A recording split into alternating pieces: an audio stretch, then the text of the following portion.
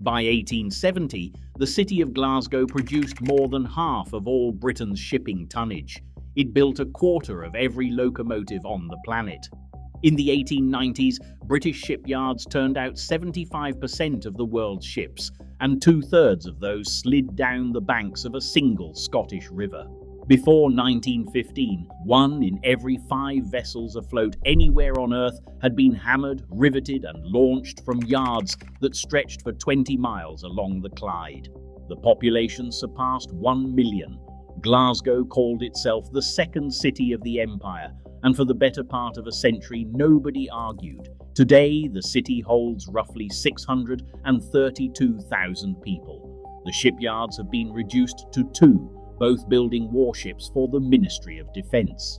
The share of global tonnage is, for practical purposes, 0. The distance between those two sets of figures contains a complete civic life, the getting of a fortune, the spending of it, and the long confused mourning after. But before any of it, before the tobacco and the steam and the steel, there was the river. And the river, at low tide, was less than 15 inches deep. You could wade across it in your boots and barely wet your knees. Everything that Glasgow became, it became by remaking that river. Everything it lost when the river was no longer needed. The city traces its founding to a single act of devotion. Around 550, a monk called Kentigern, whom those close to him knew as Mungo, meaning dear one, built a small wooden church on a green rise above a stream called the Molendinar Burn, a tributary of the Clyde. A settlement gathered around it. The name Glasgow may derive from the Brythonic Glasgow, green hollow, a description that would have been accurate for centuries and still is in certain lights. The cathedral that stands on the site today dates mostly from the 1200s, built above the crypt where Mungo was buried in 614. But the community it served remained modest. Medieval Glasgow held perhaps 1,500 people and consisted of 4 streets arranged in a cross. It was not Edinburgh. It was not Stirling. It was not even the largest town on its own river, competing for trade with Dumbarton downstream and Renfrew to the west. It was, above all, on the wrong side of Scotland for the business that mattered, trade with the continent. The great medieval trading partners were the German states, the Low Countries, Scandinavia. All of them reached more easily from the east coast. Glasgow faced west, toward an ocean that, in the 15th century, led nowhere profitable. The Clyde itself compounded the disadvantage. Shallow, meandering, choked with sandbanks and small islands that the old Scots called inches, the river at Glasgow was barely navigable by anything larger than a fishing boat. The Dutch cartographer John Blaeu's map of 1654 shows at least 7 islands blocking the channel around Govan. In 1662, Thomas Tucker, one of Oliver Cromwell's commissioners, surveyed the Scottish burghs and concluded that Glasgow was checked and kept under by the shallowness of her river, every day more and more filling up. The merchants of Glasgow, frustrated and ambitious, did what frustrated and ambitious people do. They went around the obstacle. In 1668, they bought land downstream near Dumbarton and built their own port, which they called, without much poetry, Port Glasgow. By 1700, the city's population had reached about 12,000, respectable for a cathedral and university town, decent for a market where soap was boiled and sugar was refined, but hardly the stuff of empire. It would stay that way more or less for another half-century. Then, in 1707, the door opened. The Act of Union between Scotland and England gave Scottish merchants access to the English colonies in the Americas. Glasgow's Atlantic-facing geography, which had been a disadvantage for 200 years of European trade, became a sudden and tremendous asset for the westward routes. Tobacco was the commodity, Virginia and Maryland were the source, and a small, tightly knit group of Glasgow merchants seized the trade with a speed and ruthlessness that astonished the established houses in London and Bristol. They were known, with a mixture of respect and resentment, as the Tobacco Lords, and they conducted themselves accordingly, walking the plain stains of the Trongate in scarlet cloaks, their bearing calculated to make clear that they considered themselves the equals of any landed gentleman. John Glassford, who entered the trade in 1750 and partnered with his brother-in-law Archibald Ingram to form the firm of Ingram and Glassford, became the most extensive shipowner of his generation in Scotland, with a fleet of vessels and tobacco stores dotted across the Virginia tidewater.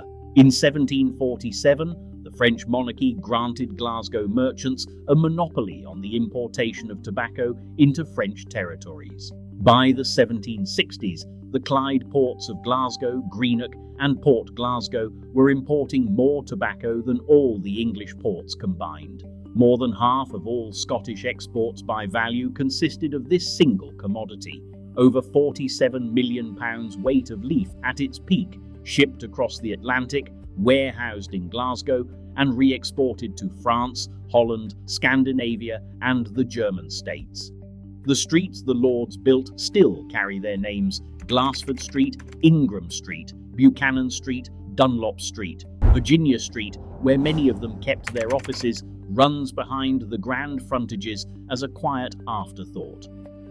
While the tobacco money was remaking the merchant class, the river itself was being remade. In 1768, a Cheshire Canal engineer named John Golborne arrived in Glasgow with a proposal that was radical in its simplicity: narrow the Clyde with rubble jetties projecting from both banks, forcing the current into a tighter channel where its own power would scour the riverbed clean. The doubters were vocal.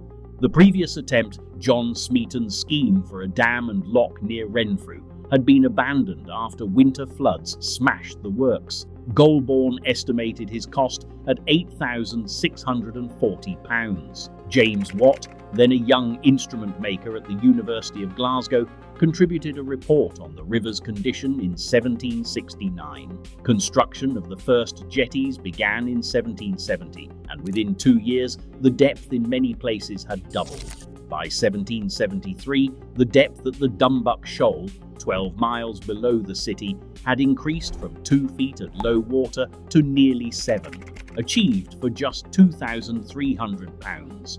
A training wall called the Lang Dyke, built on the Dumbuck Shoal in 1773 to block a secondary channel, still sits in the river today, visible at low tide.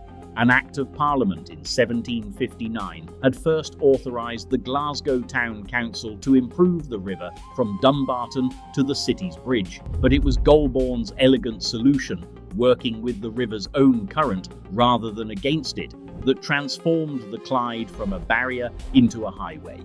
In the late 18th and early 19th centuries, hundreds of jetties were built out from both banks between Dumbuck and the Broomielaw Quay in central Glasgow, narrowing the river, accelerating the current, deepening the channel yard by yard. The Clyde had not deepened itself. Glasgow had deepened the Clyde, and the phrase would become the city's unofficial motto, repeated until it achieved the force of scripture: the Clyde made Glasgow, and Glasgow made the Clyde. The tobacco fortune lasted exactly as long as the American colonies remained British. The War of Independence, which began in 1775, destroyed the trade virtually overnight. Debts owed by American planters became uncollectible. John Glassford died in 1783, the year the war ended. Some of the lords were ruined entirely. The Chamber of Commerce, founded that same year by Gilbert Hamilton of Glenabuck, was created explicitly to protect what remained of the Virginia merchants' interests. But the capital they had accumulated, the credit networks they had built, the ships they had commissioned, and above all, the deepened river remained. The surviving merchants pivoted to sugar and cotton from the Caribbean, and the profits from those trades fed directly into something altogether more durable. In 1800, Glasgow had no shipbuilding firms. In 1815, a blacksmith's son from Dumbarton named Robert Napier set himself up in a small smithy in Glasgow's Greyfriars Wynd. Napier was 23 years old, the second son of a family that had worked with metal for generations. His uncle served as blacksmith to the Duke of Argyll at Inverary Castle. At school, young Robert had taken an interest in drawing, a disposition his father hoped would lead to the Church of Scotland. Instead, it led to engineering. He spent time in Edinburgh working for Robert Stevenson, the lighthouse builder, before returning to Glasgow to establish his own works. He was not merely a competent engineer. He was, as history would eventually concede, the father of Clyde shipbuilding, and what made him so was not only the quality of his marine engines, but the relentless discipline of his workshop and the caliber of the men it produced. By 1821, he had taken over the Camlachie foundry. In 1828, he established the Vulcan foundry in Washington Street, adjoining the harbour. In 1841, he opened a purpose-built iron shipyard at Govan. The apprentices who trained under him became a roll call of the industry. John Elder, who would found the shipyard later known as the Fairfield Shipbuilding and Engineering Company, and developed the compound engine that halved fuel consumption. James and George Thompson, whose Clydebank yard would be purchased in 1899 by Sheffield steelmaker John Brown and Company, and go on to build the Lusitania, the Aquitania, the Queen Mary, the Queen Elizabeth, and the Queen Elizabeth II.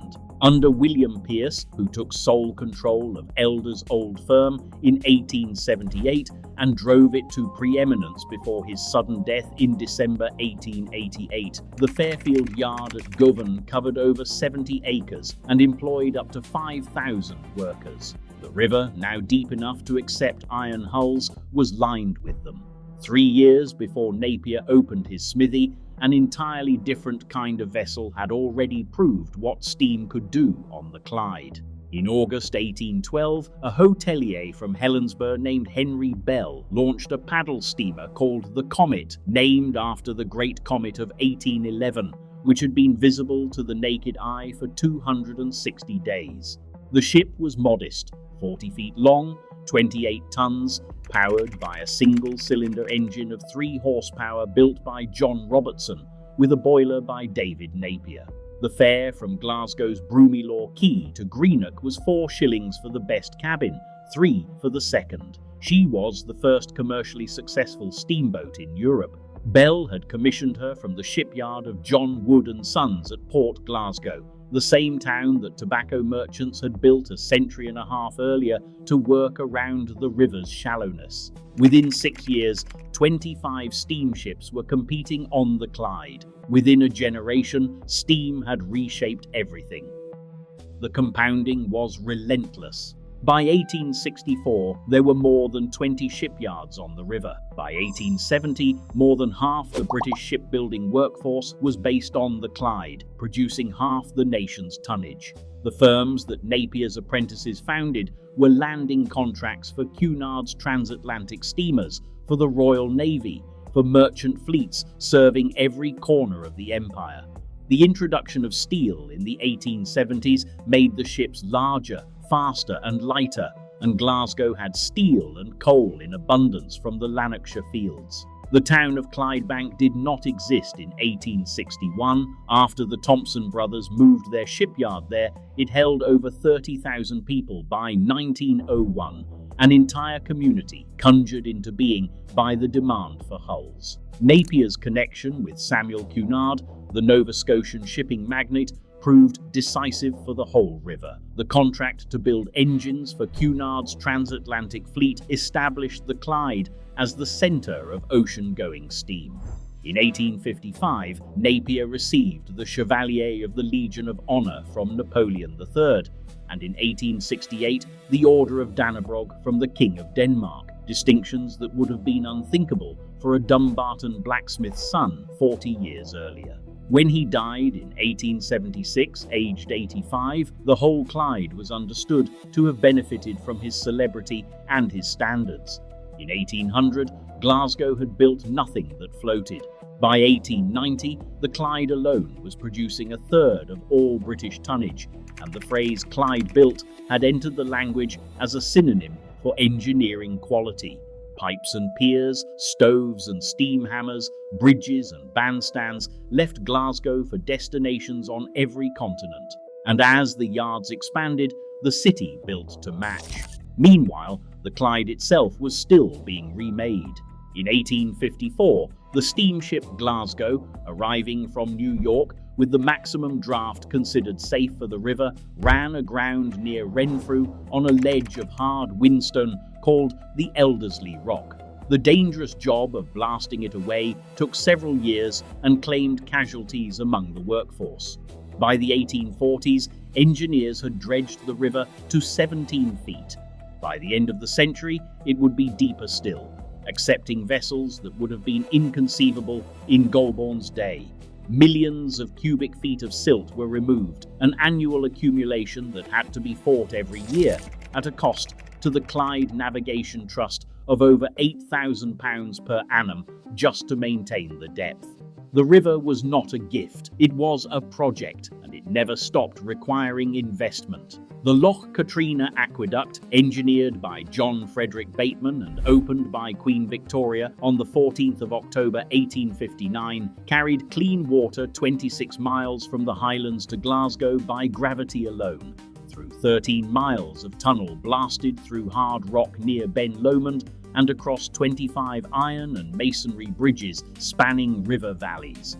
The gradient fell at a rate of 10 inches per mile, and the accuracy of the levels, taken over 26 miles, deviated by approximately a quarter of an inch. 3,000 men built it. It cost approximately £918,000. Its completion virtually eradicated cholera from a city where, a decade earlier, a single epidemic had killed 4,000 people in 3 months. The water it delivers still reaches Glasgow today. The civic confidence of the era was not subtle and was not intended to be. The city chambers on George Square, designed by the Paisley-born architect William Young in an Italian Renaissance style, intended to declare Glasgow's place among the great cities of Europe, were budgeted at £150,000. When Queen Victoria inaugurated the building in August 1888, the final cost had reached £578,232, nearly 4 times the estimate, lavished on Carrara marble staircases, Venetian mosaic ceilings, and granite hauled from Aberdeenshire for the base courses. On the 6th of October 1883, 600,000 spectators had watched the laying of the foundation stone in a procession of skilled tradesmen from the city's heavy industries. That figure is not a misprint. A city of 500,000 turned out a crowd larger than its own population to celebrate a municipal building. They had something to celebrate. The 1888 International Exhibition of Science, Art and Industry at Kelvingrove Park drew 5,748,379 visitors. Its gondoliers on the River Kelvin, nicknamed by the crowd Signor Hokey and Signor Pokey.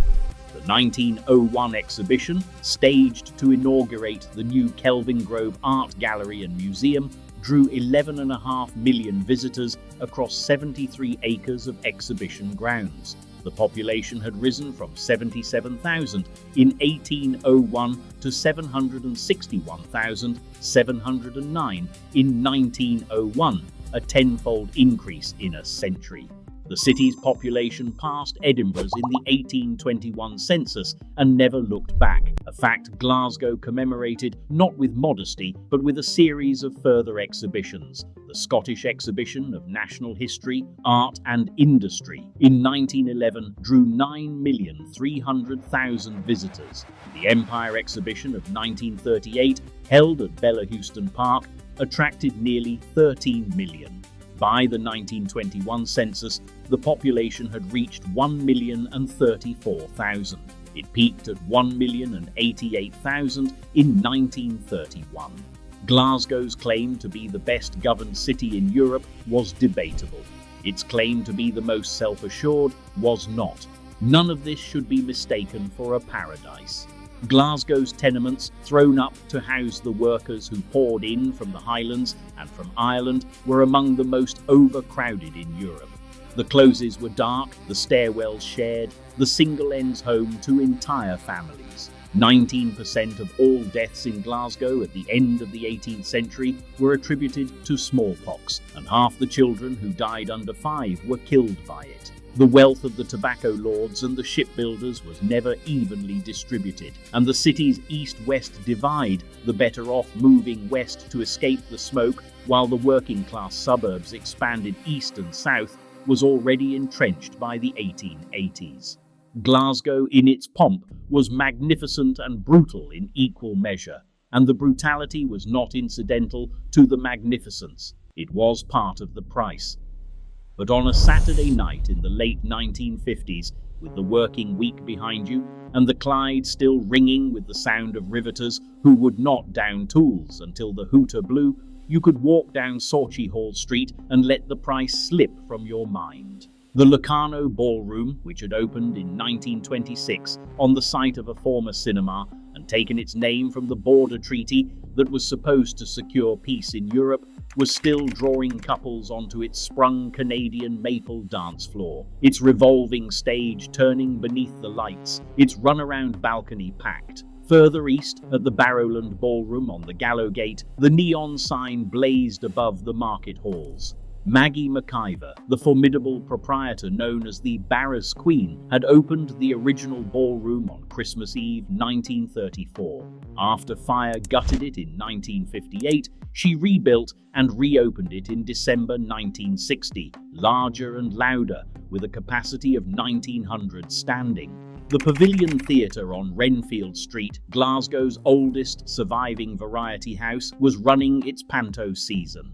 Kelvin Grove Art Gallery and Museum, free since the day it opened in 1901, still drew families on wet afternoons. The trams still ran the length of the city. The shipyard cranes were visible at the foot of every cross street running down to the river, standing like a second skyline against the dusk. The smell of the city was coal smoke and malt and chip fat, carried on drizzle, always drizzle. On George Square, the city chambers glowed under floodlight, the marble inside untouched since Victoria's day. Down at the Broomielaw, where Henry Bell's comet had set off for Greenock 147 years earlier, the steamer services still ran Doon the Water to Rothsay and Dunoon, a tradition that had survived 2 world wars and showed no sign of ending. By 1900, there had been over 300 Clyde steamers in service, and in the early 1960s, the last of them were still carrying families on their summer holidays. The population within the city boundaries was close to 1 million. Men left school at 15 and walked into the yards, and their fathers had done the same, and their grandfathers before them. It had been that way for as long as anyone could remember. Nobody in the Barrowland on a Saturday night in 1959 was drawing graphs of world shipping tonnage. Perhaps they should have been. The warning had come from the air. On the 13th and 14th of March 1941, the Luftwaffe had targeted the shipyards and munitions works at Clydebank in 2 nights of sustained bombing. 1,200 people were killed.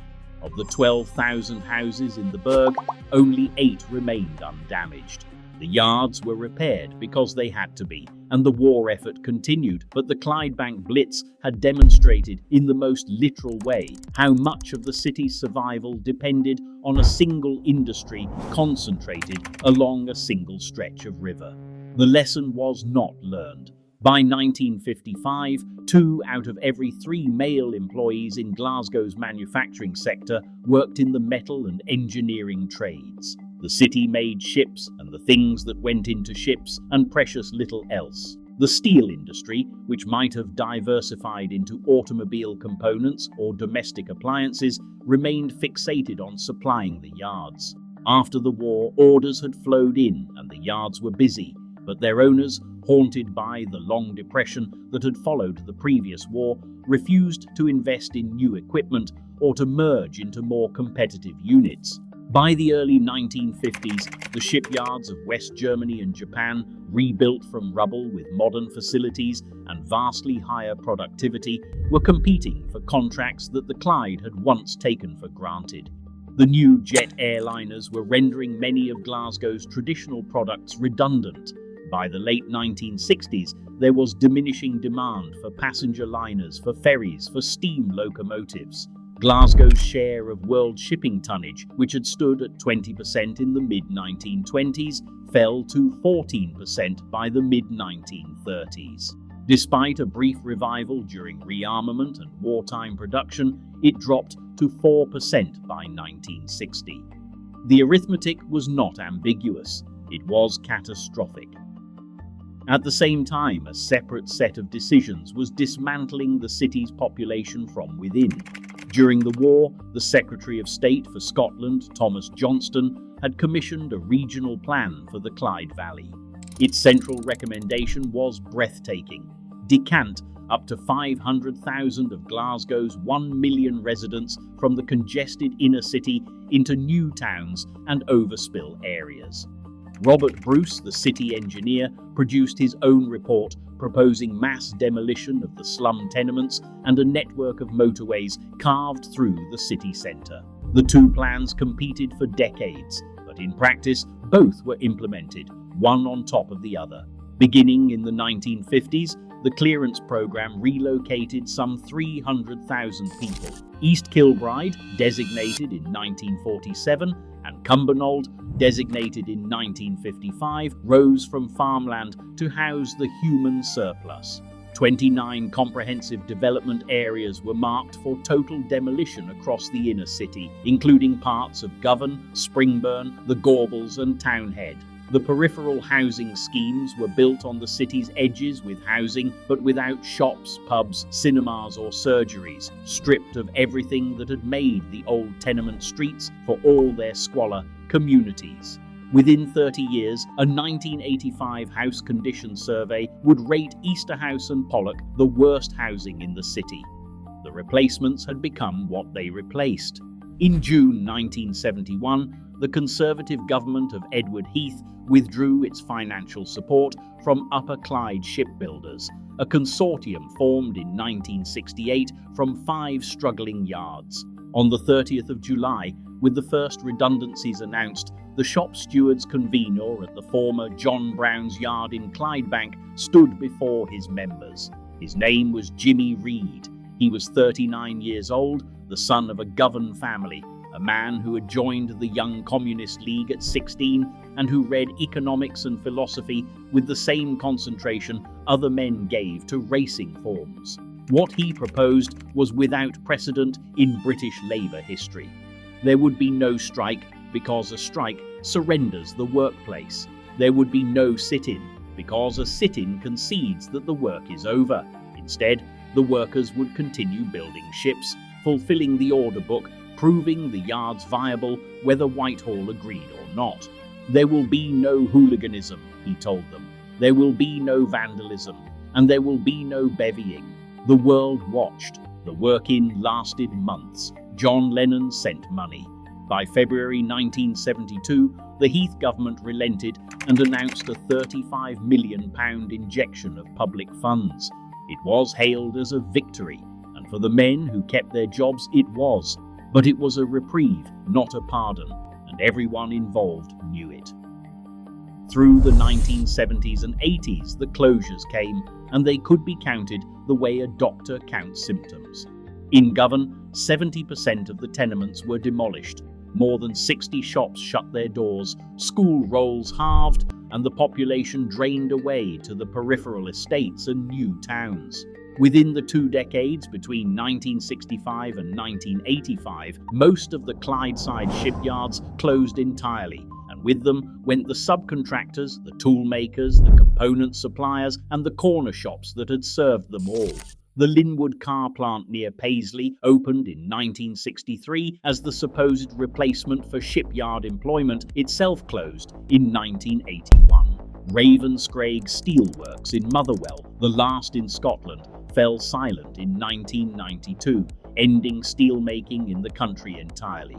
The Empire Theatre and the Alhambra, 2 of Glasgow's great stages, had already closed in the 1960s.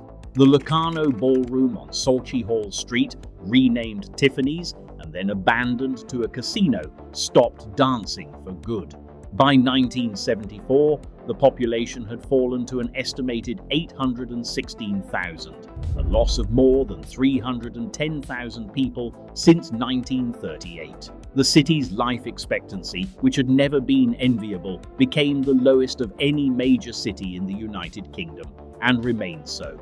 There were rescues attempted, some of them imaginative, none of them sufficient on their own.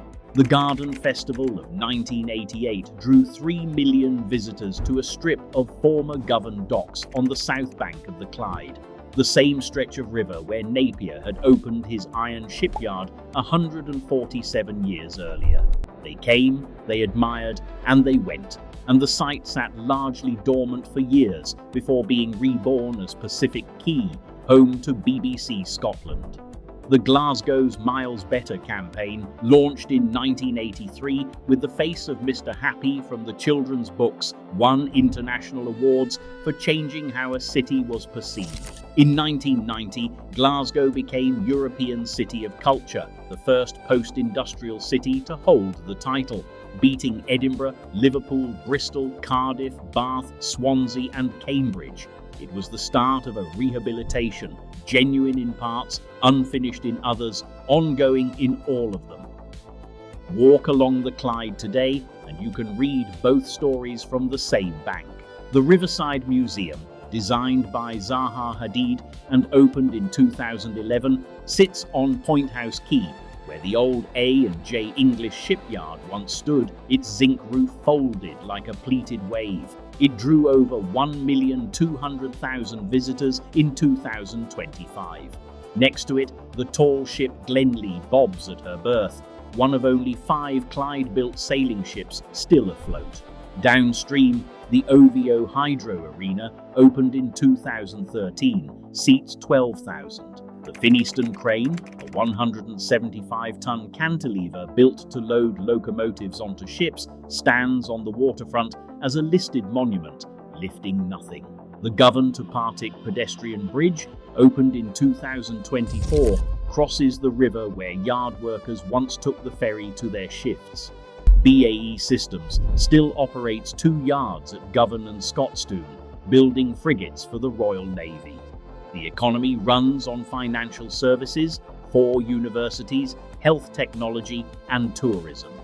Glasgow holds UNESCO City of Music status, a designation earned not by its orchestras alone, but by the live music scene that grew in the ruins of the industrial economy. The Barrowland Ballroom, its neon sign still flashing on the Gallowgate, has hosted acts from David Bowie to Oasis, its sprung dance floor and standing room crowd now considered among the finest live music experiences in Britain. Glasgow is among the most visited cities in the United Kingdom. The visitors come in large part to see Victorian buildings erected on shipbuilding money. The wealth left the city generations ago.